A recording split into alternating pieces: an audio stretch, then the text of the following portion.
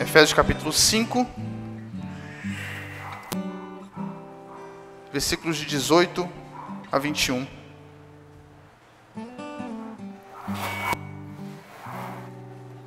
A palavra do nosso Deus diz assim: não se embriaguem com vinho que leva à libertinagem, mas deixem-se encher pelo Espírito, falando entre si com salmos, hinos e cânticos espirituais, cantando e louvando de coração ao Senhor, dando graças constantemente a Deus Pai por todas as coisas, em nome do Senhor Jesus Cristo.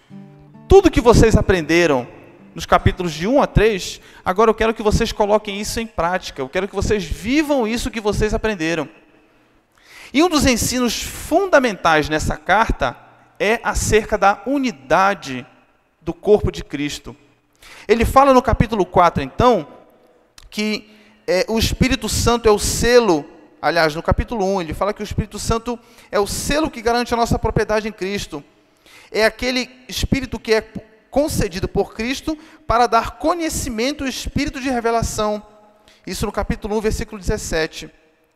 Mas no capítulo 4, ele trata do ensino principal da carta.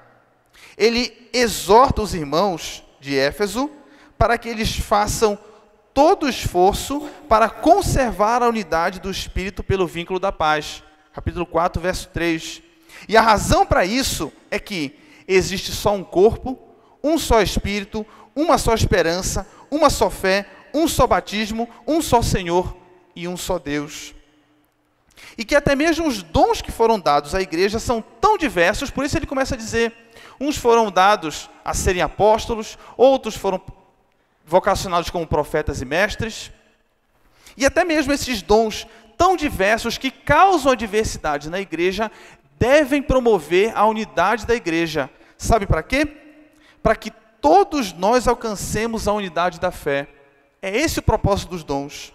O Espírito, portanto, é aquele que, mesmo concedendo dons diversos, é o que produz unidade no corpo de Cristo. O trecho, então, inicia falando de uma forma muito clara, uma imagem muito visível, criada na nossa mente. É a imagem de um recipiente, de algo que está sendo enchido da parte de Deus, e o conteúdo, então, é que difere. A forma, ou seja, aquele que é enchido é sempre o mesmo, cristãos. Aliás, a carta está sendo direcionada a uma igreja. Mas o conteúdo é que difere. Ou eles são enchidos de vinho, ou eles são enchidos com o Espírito Santo. E essa é a imagem, então, que o apóstolo Paulo quer criar na cabeça dessas pessoas, dos irmãos. Paulo usa essa figura do vinho porque era algo muito apropriado ao contexto da época. Na realidade, na cidade de Éfeso, num contexto grego, num contexto de muitas divindades, existia até mesmo uma divindade voltada para o vinho, um deus chamado Baco. E esse deus, então, ele era adorado pelos seus discípulos, pelos seus adoradores. De que forma? As pessoas faziam festas e elas bebiam vinho até se embriagarem muito, e elas então recebiam revelações e ensinamentos da parte do deus Baco mediante o vinho. Ou seja, o apóstolo Paulo então quer justamente contrastar a bebida usada pelos adoradores para receber revelações diretas do Espírito Santo. Mas só que a ilustração ela não para por aí. A questão é, o que o vinho tem a ver com o Espírito? Bom, a resposta para essa pergunta talvez seja uma outra pergunta. Você já viu alguém bêbado? Já. Tenho certeza. Se não visivelmente, corporalmente na sua frente, fisicamente na sua frente, você já deve ter visto pela internet, pela televisão, enfim. Você provavelmente já viu alguém bêbado. O que caracteriza uma pessoa bêbada? Uma pessoa bêbada, ela não pertence a si mesma, ok? Uma pessoa que está bêbada, ela não consegue ser controlada por si mesma. ela está sendo conduzida, ela está sendo direcionada por outra coisa que não é ela mesma. É o álcool, ok? De tal maneira que todas as palavras de uma pessoa bêbada, todos os pensamentos, até mesmo os movimentos de uma pessoa que está embriagada, estão sendo conduzidos, influenciados, direcionados pela bebida. Ou seja, uma pessoa que está embriagada pelo vinho, ela está completamente tomada pela bebida. Ela não é mais dona de si. Ela não consegue nem mesmo falar como se fosse uma pessoa normal. A ilustração, então, usada pelo apóstolo Paulo, irmão, é isso que ele quer dizer. O conteúdo é o vinho, isso está claro, mas o resultado, o que Paulo ele espera que aconteça? Ele espera que uma pessoa que esteja embriagada com vinho, haja como alguém embriagado com vinho. Mas ele espera que uma pessoa cheia do Espírito Santo, haja e pense e viva, e que os seus movimentos, as suas palavras, seja de alguém que esteja controlado pelo Espírito. Isso quer dizer, então, meus irmãos, que há um resultado prático na vida dessa pessoa. Eu creio que, eu leio esse trecho aqui, eu estava comentando com a minha esposa quando eu estava estudando o versículo, e parece que falta alguma coisa, né? Não se embriaguem com vinho que leva à libertinagem, mas deixem encher-se pelo Espírito, que leva a quê? Não parece estar faltando alguma coisa? O vinho leva à libertinagem. E o Espírito leva a quê? Bom, nós sabemos então que o vinho leva à libertinagem. Essa palavra libertinagem, ela talvez poderia ser traduzida de uma outra maneira. Talvez poderia ser dita como um desregramento. A revista atualizada fala uma dissolução. Mas eu creio que uma palavra melhor seria a falta de domínio próprio. Ou seja, a pessoa não tem capacidade mais de controlar a si mesma. Se o vinho produz isso, com um efeito voltado à libertinagem, ao desregramento, à falta de domínio próprio, o que o Espírito então deve produzir? Justamente o contrário. E se o Espírito é santo, na vida das pessoas que estão tomadas e controladas e influenciadas, cheias, repletas do Espírito Santo, deve produzir então santidade. Eu creio que isso algumas vezes pode parecer lógico para nós. O Espírito Santo deve levar à santidade. Mas eu vejo que não é isso que tem acontecido nos nossos dias, irmãos. Eu creio que a falta de compreensão do que seja estar cheio do Espírito leva alguns irmãos de outras denominações, e talvez até mesmo você pense dessa forma. E perceba, a minha intenção aqui nessa noite não é fazer qualquer crítica a qualquer denominação, mas ensinar o que a palavra diz. Eu quero ouvir o que a palavra diz. Eu quero ouvir o que ela tem para ensinar na minha vida. E pode ser até mesmo que irmãos de outras denominações sejam bastante sinceros com relação às suas convicções acerca do Espírito. Mas eu creio, como eu tenho dito nos cultos de quarta-feira em que eu tenho ensinado, eu creio que sinceridade não necessariamente tem a ver com verdade. Eu creio que muitos irmãos sejam bastante sinceros acerca do que é ser cheio do Espírito. Mas eu creio que isso não necessariamente seja o que a Bíblia ensine. E nós precisamos então, com amor, com paciência, ensinar biblicamente a essas pessoas, a esses outros irmãos. O batismo do Espírito Santo é uma experiência posterior à conversão? Não, não é. Como que você prova isso? Os dons de língua, eles devem ser exigidos a todo cristão? Não, não devem. Como você prova isso?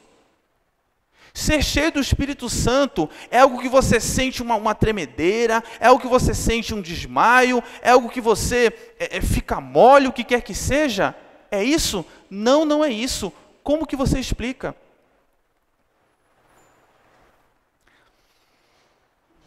Nos nossos dias, então, nós vemos que boa parte do problema do evangelicalismo brasileiro não tem a ver com religião. As pessoas são bastante religiosas, mas sim com ética.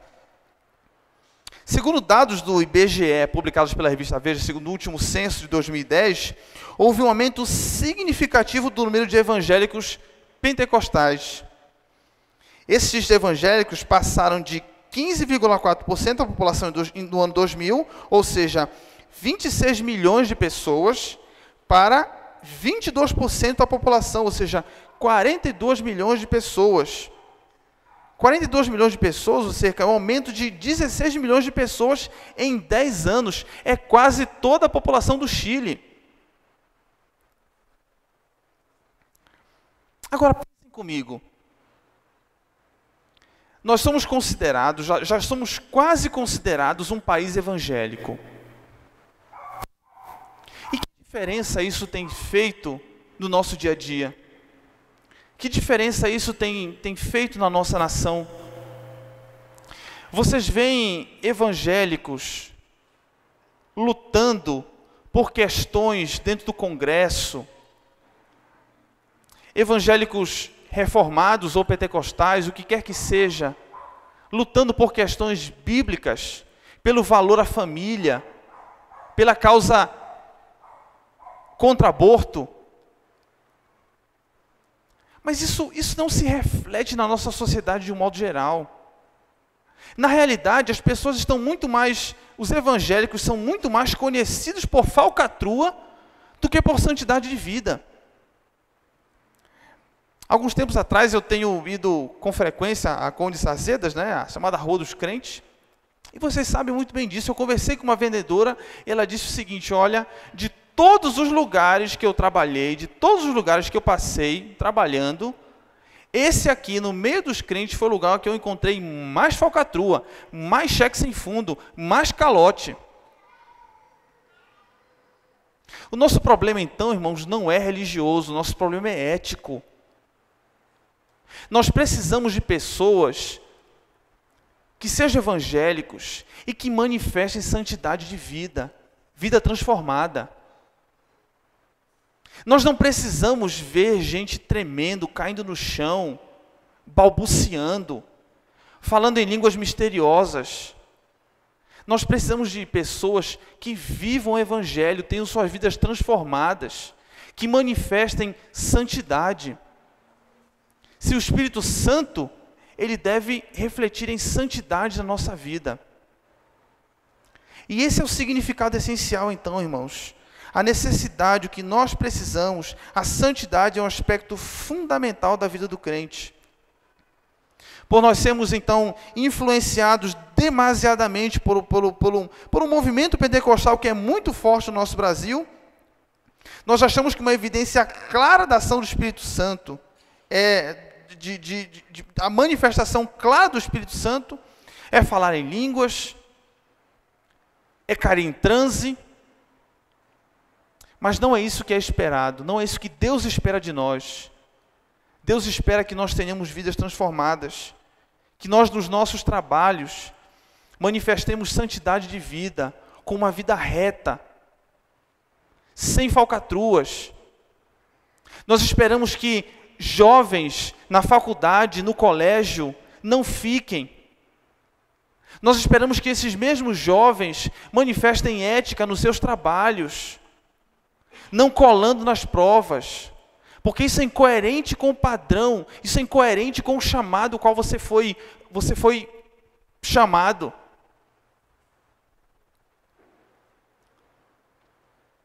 Nós precisamos então, irmãos, de santidade de vida. Isso é luta contra o pecado. É disso que nós precisamos. Luta contra o pecado. Eu creio que muitas vezes a ênfase está no lugar errado, sabe? Eu creio que as pessoas falam mais de demônio, falam mais de experiências místicas, mas quando é para falar da luta interior, da sua própria carne, ninguém quer tocar nesse assunto. Ninguém quer falar de pecado hoje nas igrejas, nos nossos dias. E basta você trocar, então, qualquer outra coisa, qualquer outra palavra, qualquer outra coisa que possa influenciar a sua vida. Basta você trocar vinho por qualquer outra palavra. Basta você trocar por sexo. Não vos embriagueis ou não viveis em busca de sexo. E uma pessoa que vive em busca de sexo, ela vai manifestar isso na vida dela. Ou alguém que vive em busca de dinheiro, ela vai manifestar isso na vida dela. Mas sejam cheios do Espírito. Da mesma forma como alguém que está com a sua mente controlada em busca de sexo, em busca de balada, em busca de fama, em busca de dinheiro, de ser rico, nós precisamos ser cheios do Espírito Santo, com a nossa mente voltada, controlada por esse mesmo Espírito. Alguns outros detalhes que também são fundamentais. Eu creio que uma rápida olhada no verbo nos ajuda a uma compreensão muito melhor desses outros detalhes. Uma outra tradução possível a esse mesmo versículo seria: e não se mantenham embriagados com vinho, no qual há libertinagem, desregramento, falta de domínio próprio, mas continuem se deixar encher pelo Espírito. Quais são algumas coisas que eu quero enfatizar aqui, e isso bem rapidamente. Primeiro de tudo, deixar-se encher pelo Espírito é um mandamento. O verbo está no imperativo, é uma ordem, não é uma opção para o crente. Não ser cheio do Espírito é uma contradição ao mandamento de Deus, é o oposto ao mandamento de Deus, ou seja, é pecado. Assim como adulterar é pecado, assim como mentir é pecado, assim como roubar é pecado, se você não é cheio do Espírito, você também está pecando. Isso afeta então diretamente nós, irmãos, membros de igrejas tradicionais, membros de igrejas ortodoxas, que achamos muitas vezes que a ação de Deus ocorre exclusivamente no campo intelectual. Nós precisamos, irmãos, ter a nossa vida cheia do Espírito Santo, e isso de forma experimental. Mas o versículo também fala, aliás, o verbo também nos ensina que esse verbo está na voz passiva. E isso indica que, da mesma maneira como eu preciso buscar, como eu preciso lutar para que a minha vida seja cheia do Espírito, eu também preciso ter a consciência de que isso não tem nada a ver comigo. Porque quem promove o enchimento é Deus. Isso contradiz então a noção geral entre os pentecostais, que acham que basta você orar e jejuar por horas, dias a fio, que Deus obrigatoriamente tem que encher você com o Espírito dele, que tem que batizá-lo com o Espírito Santo. Basta você se esforçar bastante, fazer muitas vigílias de oração, dobrar o seu joelho várias horas por dia, que obrigatoriamente Deus vai te encher com o Espírito Santo. Não é isso. Não tem nada a ver com você. Tem a ver com a obra de Deus. É Ele quem faz isso. É conforme a vontade dEle.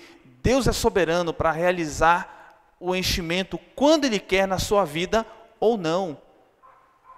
Mas com um detalhe, isso continua sendo tarefa sua. Como que essas coisas funcionam?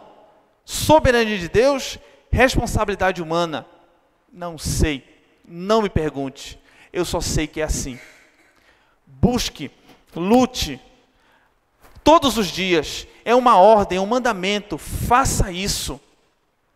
Encha-se com o Espírito Santo. Mas ao mesmo tempo, lembre-se, não é você quem promove isso, é Deus. Sede enchidos pelo Espírito Santo. Terceiro ponto. Isso é uma atitude, uma tarefa contínua. O verbo está no presente do indicativo. Isso significa, não na nossa língua, mas o presente do indicativo da língua grega significa uma ação repetitiva. Ou seja, uma noção de que todos os dias, nós precisamos ser cheios do Espírito Santo. Lembra do que aconteceu na cidade de Éfeso, lá em Atos, no capítulo 19? Cristãos cheios do Espírito Santo.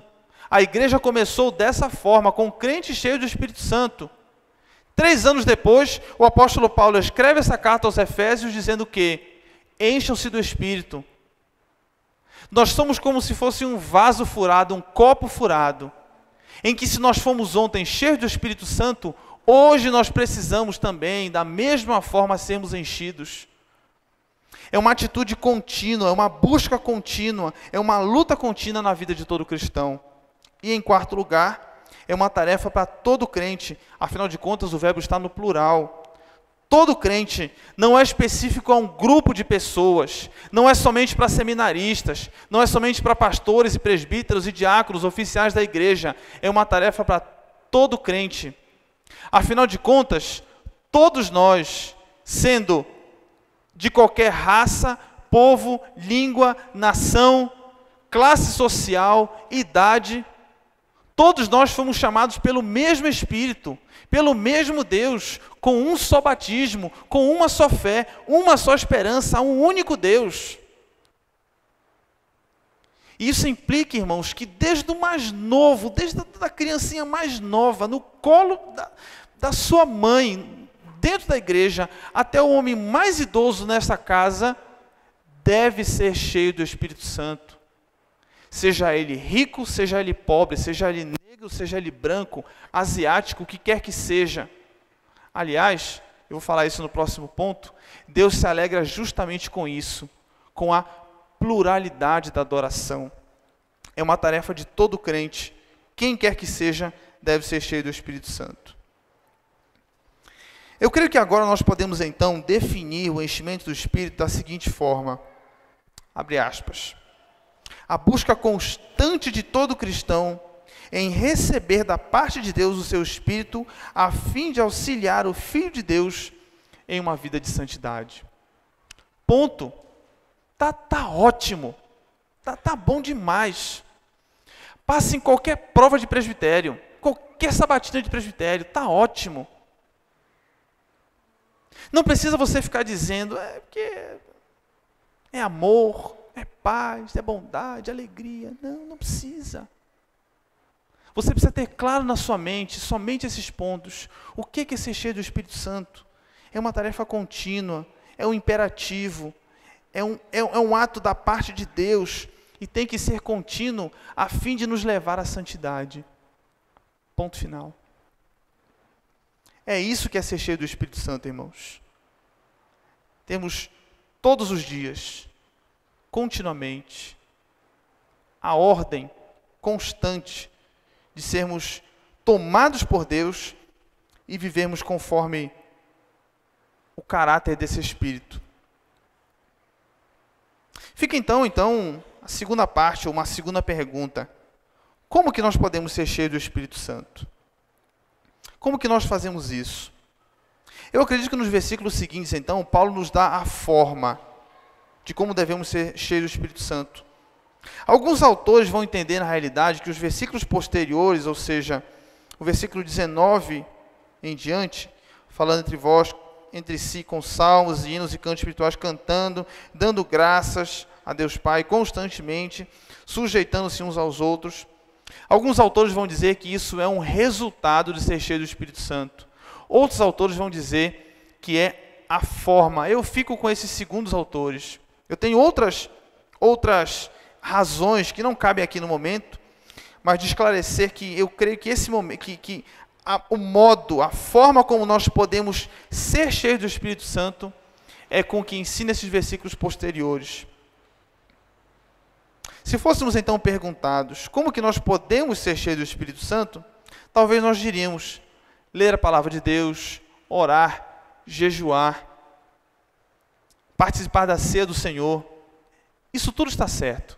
Fazer uso dos meios de graça para podermos ser cheios do Espírito Santo. Mas eu creio que nesse trecho aqui, nesse trecho especificamente, eu não quero tratar do enchimento do Espírito em toda a Bíblia, eu quero tratar nesse trecho. Eu creio que o que ele quer nos ensinar, que ser cheio do Espírito Santo, a forma como nós podemos ser cheios do Espírito Santo, é tendo uma vida em comunidade. Muitos de nós achamos que a relação do crente com o Espírito é sempre uma questão pessoal, ela é íntima, ela é reservada. Quando você pensa numa pessoa que está buscando mais do Espírito de Deus, talvez você imagine uma pessoa trancada no seu quarto, de joelhos, orando, fervorosamente, sozinha, para que Deus a encha do Espírito. Eu creio que isso pode acontecer, mas eu acho que isso é exceção. A regra é essa aqui. A regra é vida em comunidade. Ou seja, irmãos, a experiência com o Espírito Santo é quase sempre uma experiência plural, tarefa de todo crente. E que lugar melhor para você ser cheio do Espírito Santo do que um lugar onde todas as outras pessoas estão buscando a mesma expectativa, estão buscando a mesma coisa. Todos nós estamos lutando por essa tarefa, todos os dias. E não há melhor então do que a igreja, a comunidade local para sermos enchidos. Eu lembro de alguns anos atrás, em que eu dava aula para um grupo de jovens, alguns meses atrás, em que eu dava aula para um grupo de jovens, e que nós falávamos acerca justamente dos dons do Espírito Santo, especificamente o dom de línguas. E eu estava esclarecendo para eles que o dom de línguas não deve ser imposto, não deve ser uma imposição a todo crente. E eu lembro do jovem falando exatamente essas palavras aqui, olha, ele dizia assim: mas qual que é o problema?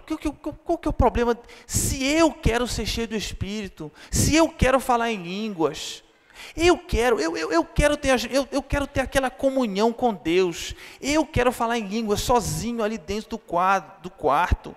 Eu quero falar sozinho com Deus. Aí eu disse assim: rapaz, você precisa ver quantas vezes você falou a palavra eu. Quantas vezes? Na realidade, irmãos, o que nós precisamos compreender é que a relação com o Espírito é sempre corporativa, quase sempre corporativa. Da mesma forma como um soldado, jamais ele vai sozinho à guerra.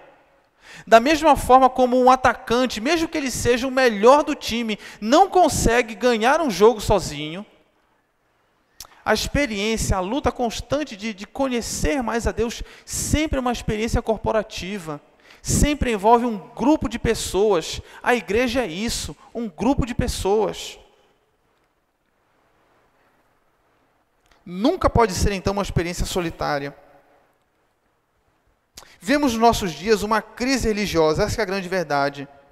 Se você convidar alguém para cultuar a Deus, na igreja, se você convidar uma pessoa para vir à igreja, o que na maioria das vezes ela vai dizer? Se ela não disser isso, se você apertar um pouco mais, é possível que ela diga isso. Olha, não precisa não. Sabe por quê? Porque eu posso ficar sozinho aqui em casa, eu posso cultuar a Deus sozinho aqui em casa. Mas o que essas pessoas não entendem é que, na maioria das vezes, não é isso que acontece. Ok? Se você convida uma pessoa domingo para vir à igreja, ela disser assim: não precisa não, eu vou ficar sozinho aqui em casa, eu vou fazer o meu culto aqui em casa. Sabe o que ela vai fazer? Ela vai assistir Faustão. Essa que é a verdade. Todo mundo que fala que vai ficar fazendo o seu culto sozinho aqui em casa, na maioria das vezes é conversa fiada. Mas ainda que isso acontecesse, a sua crença, na verdade, ela reflete a mentalidade moderna. Eu não preciso mais de uma instituição. Nos nossos dias, as pessoas creem assim. As religiões todas estão falidas. As instituições religiosas todas estão falidas. Nós não precisamos de uma igreja. Nós não precisamos mais de um grupo de pessoas. Eu quero ter experiências agora particulares com Deus, viver a minha vida pessoal com Deus. Eu, sozinho, só eu e Deus. Não preciso de mais ninguém, é só eu e Deus. Eu sozinho, só eu e Deus. Pronto. Mas vejamos então o que o Salmo diz, o que o trecho diz. Primeiro ponto. Falando entre si com salmos, hinos e cânticos espirituais. A adoração, irmãos, sempre é coletiva, sempre é no plural. Deus é mais adorado quanto mais diferente for o seu povo. Já pararam para pensar nisso? Já pararam para pensar que Deus mudou o seu plano na história da humanidade? Na verdade, o plano sempre foi esse, mas segundo a nossa perspectiva, Deus mudou o seu plano. Antes ele tinha uma única nação, os judeus, todos iguaizinhos, todos nascidos do mesmo descendente, todos vindo da tribo de Jacó, todos muito parecidos. Mas a partir de determinado momento, Deus ele abre as portas da igreja. E isso já havia sido revelado lá em Abraão: em ti serão benditas todas as famílias da terra. E a partir do momento então que Cristo morre e as portas da igreja estão escancaradas para todas as pessoas, ricos, pobres, brancos, eu já falei sobre isso. É tão claro, é tão visível isso. Deus é mais adorado, irmãos, justamente neste momento aqui, em que a igreja se reúne de forma diferenciada, com as suas capacidades, com as suas mentalidades diferentes, com seus dons diferentes. Deus é mais adorado quando todos os ministérios, todos os seus dons diferenciados são manifestos para a glória de Deus aqui dentro da igreja. E mais especificamente, a adoração, os louvores a Deus. Irmãos, enquanto nós cantávamos aqui, eu ficava pensando justamente nisso. Quão belo é, quão maravilhoso é essa igreja diferenciada, mista, plural. As criancinhas aprendendo as mesmas músicas, cantando as mesmas músicas. E sabe por quê? Porque habita no seu coração o mesmo Espírito que habita no meu coração e daquelas criancinhas que estão lá naquela sala. Todas as raças, condições sociais, idades, o que quer que seja, nós devemos e nós podemos ser cheios do Espírito Santo quando nós falamos entre si,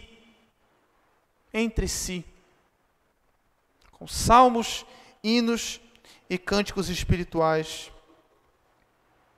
Mas não somente isso, dando graças constantemente a Deus Pai por todas as coisas. O ato de dar graças, então, irmãos, é a segunda forma como nós podemos ser cheios do Espírito, é a justa devolução daquilo que Deus já tem feito por nós. Eu lembro que alguns anos atrás eu li um livro do reverendo Ronaldo Lidório. Ele contava que uma vez ele foi pregar numa igreja e essa igreja estava tendo um aniversário, era o aniversário da igreja, 10 anos da igreja, enfim.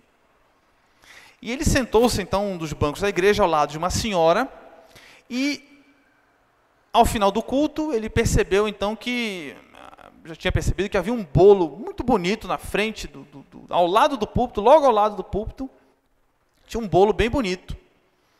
E ele então, sentado ali no banco, ele comentou com a senhora do lado dele. Ele falou assim: nossa, que belo bolo, né? Que bolo bonito aquele lá na frente. E a senhora disse assim: foi eu que fiz. A gente faz o melhor para o Senhor, né? A gente faz o melhor para Deus. Aí veio o pastor, depois do sermão, veio à frente e ele disse, olha, irmãos, estamos muito felizes com o aniversário da nossa igreja, nós queremos agradecer tantas pessoas, puxa vida, olha, o fulano de tal, que ajudou na decoração. Nós queremos agradecer, então, o pregador dessa noite, que falou a palavra de Deus para todos nós. Nós queremos agradecer o irmãozinho ali, que fez tal coisa. Nós queremos agradecer o fulano de tal, que fez tal coisa. E quem foi que o bendito do pastor esqueceu? Da tiazinha do bolo.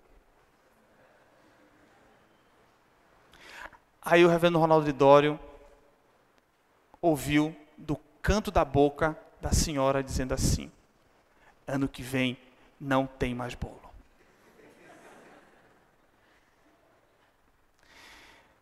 Qual que é a ideia, irmãos? A expectativa é essa. Sabe o que nós queremos? A glória. Nós não queremos somente fazer coisas com os dons que Deus nos deu. Nós queremos fazer uso dos dons que Deus já nos deu, do presente que Deus já nos deu, dons e capacidades e talentos dentro da igreja. Nós queremos fazer essas coisas e nós queremos receber a glória. Por uma capacidade que foi Deus que deu.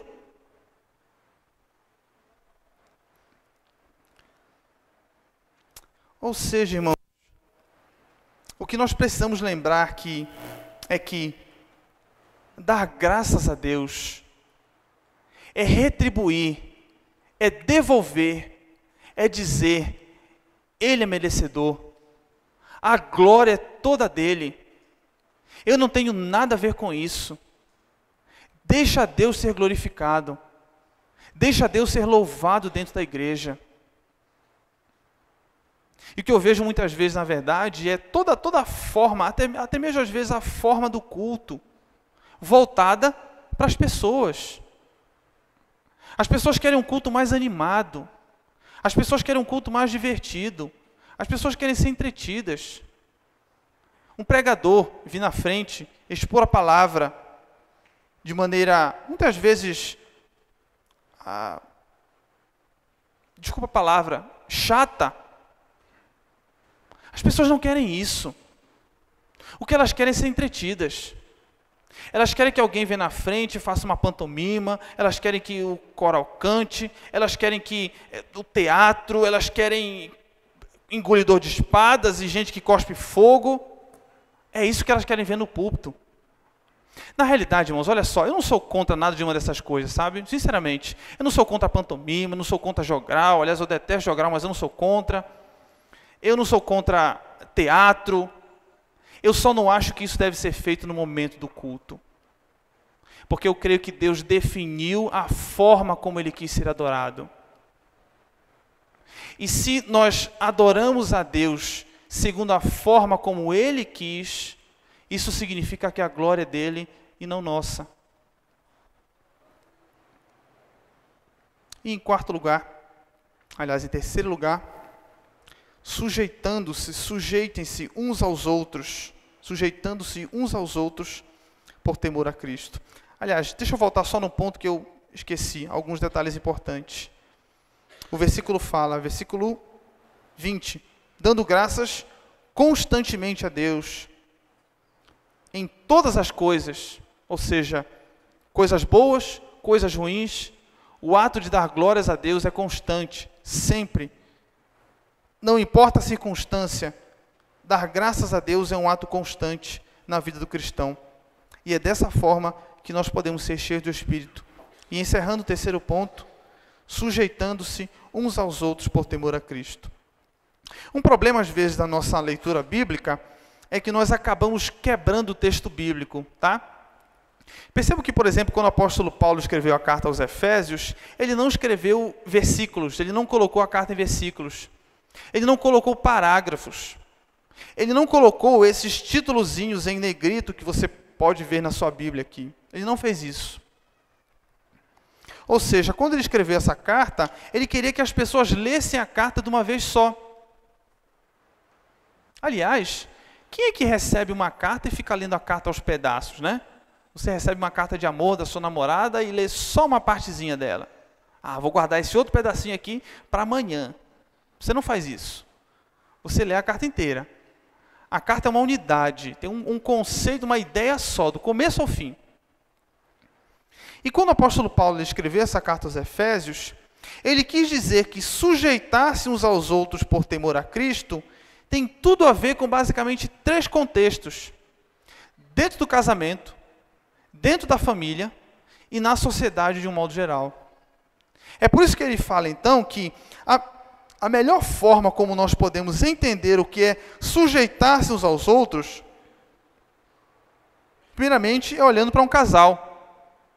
A mulher submete-se às vontades do seu marido por amor a Cristo. Não é isso que diz o texto? Aliás, no versículo 21, ele passa para o versículo 22 sem quebrar. É como se o texto dissesse assim: sujeitem-se uns aos outros por temor a Cristo. Mulheres, da mesma forma ao seu marido como ao Senhor. Ele não quebra essa ideia. Sujeitar-se a Cristo uns aos outros na igreja, da mesma forma como o marido, como uma esposa, submete-se à vontade do seu marido. Tocar nesse ponto sempre é um ponto muito sensível, porque nós sempre achamos que submissão e sujeição tem a ver com humilhação. Mas, na realidade, a esposa submete-se ao seu marido da mesma forma como o marido também se submete à sua esposa. Sabe como? O apóstolo Paulo diz: da mesma forma como Cristo amou a sua igreja e se entregou por ela. Irmãos, é sério, eu nunca passei por esse tipo de situação. Eu nunca passei por uma situação em que, por exemplo, a vida da minha esposa estivesse em perigo. Nunca. Graças a Deus. E é engraçado porque eu já disse isso para a Thalita. Nós nunca passamos por uma situação em que você estivesse em perigo, mas, sinceramente, eu acho que se alguém mexesse com a minha esposa e colocasse um fio de cabelo dela em perigo, olha, eu não tenho a menor dúvida que eu matava um. É sério mesmo. Eu não tenho a menor dúvida. Eu lembro do irmão da igreja falando isso mesmo, de que ele estava no hospital e a esposa dele estava lá, e ele queria voltar para o hospital, porque se acontecesse qualquer coisa no hospital, ele matava alguém.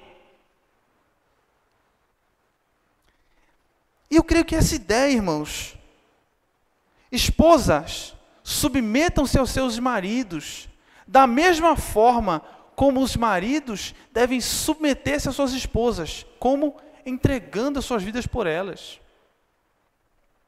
Não foi isso que Cristo fez pela sua igreja? O marido fez pela noiva? O outro aspecto, então, é dentro do contexto da família. Filhos, obedeçam aos seus pais, um ato de submissão.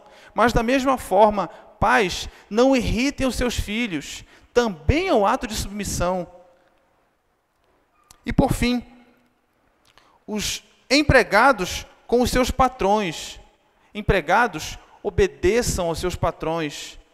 Patrões, não sejam exploradores dos seus servos, dos seus empregados.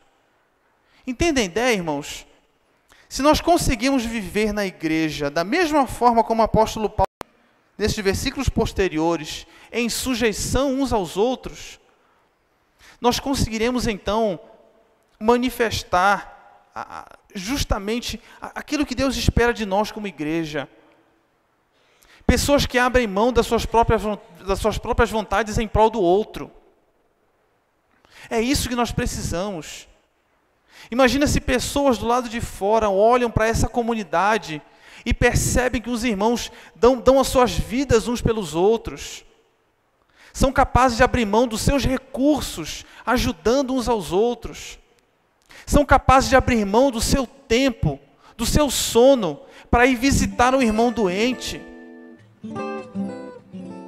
Se nós conseguimos então, em meio a essa comunidade, passar a nos comunicar, passar a falar entre nós com salmos, hinos e cânticos, constantemente darmos graças a Deus por tudo que Ele tem feito por nós, devolver a glória que é somente dEle, e então sujeitarmos-nos uns aos outros, assim nós podemos ser cheios do Espírito. Eu creio que existem muitas outras maneiras, irmãos. Eu creio que vocês devem buscar essas outras maneiras. Lendo a palavra, lutando para que a sua vida de oração esteja em dia, a sua prática devocional esteja em dia. Mas sem dúvida que quando nós lembramos do apóstolo Paulo falando em ser cheio do Espírito aqui, na carta aos Efésios, nós não podemos negar. Isso é uma tarefa comunitária. Isso é uma tarefa nossa. E todos nós podemos nos ajudar nesse processo. Que Deus nos abençoe, nos ajude a conseguir definir com clareza dentro da nossa mente as coisas que Deus deseja para a nossa vida e praticarmos em comunidade o enchimento do Espírito.